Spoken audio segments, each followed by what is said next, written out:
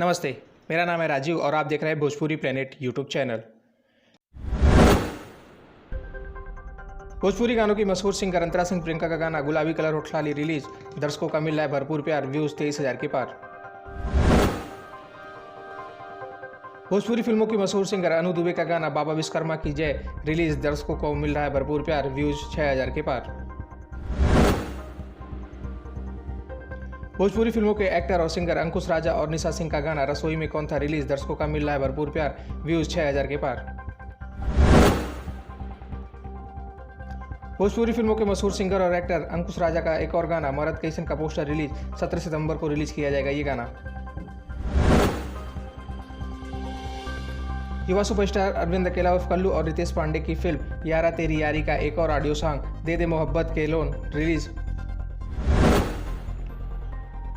भोजपुरी फिल्मों के power star Pawan Singh का गाना जमाना कहला पवन सिंह को दर्शकों का मिल रहा है भरपूर प्यार, गाने को अब तक 2 मिलियन से ज्यादा बार देखा गया।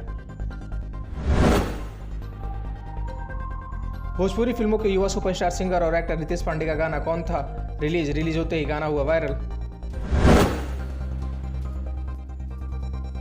भोजपुरी फिल्मों के युवा सुपरस्टार अरविंद अकेला उर्फ कल्लू का एक और धमाकेदार सॉन्ग काजल मेला में कौन था रिलीज, दर्शकों का मिल रहा है भरपूर प्यार, व्यूज 50,000 के पार। भोजपुरी फिल्मों की एक्टर और सिंगर निशा दुबे का गाना मुजफ्फरपुर की लाठी रिलीज, दर्शकों का मिल रहा है भरपूर प्यार। भोजपुरी फिल्मों के सुपरस्टार सिंगर और एक्टर समर सिंह का गाना सास खाले सुरती पतोहिया करे गुल रिलीज, दर्शकों का मिल रहा है भरपूर प्यार, व्यूज 10,000 के पार। आपको ये वीडियो कैसी लगी हमें नीचे कमेंट बॉक्स में कमेंट करके जरूर बताएं। वीडियो अच्छी लगी तो वीडियो को लाइक करें, शेयर करें और भोजपुरी जगत से जुड़ी ऐसी तमाम खबरों के लिए हमारे चैनल को सब्सक्राइब करके बेल नोटिफिकेशन जरूर दबा लें। धन्यवाद।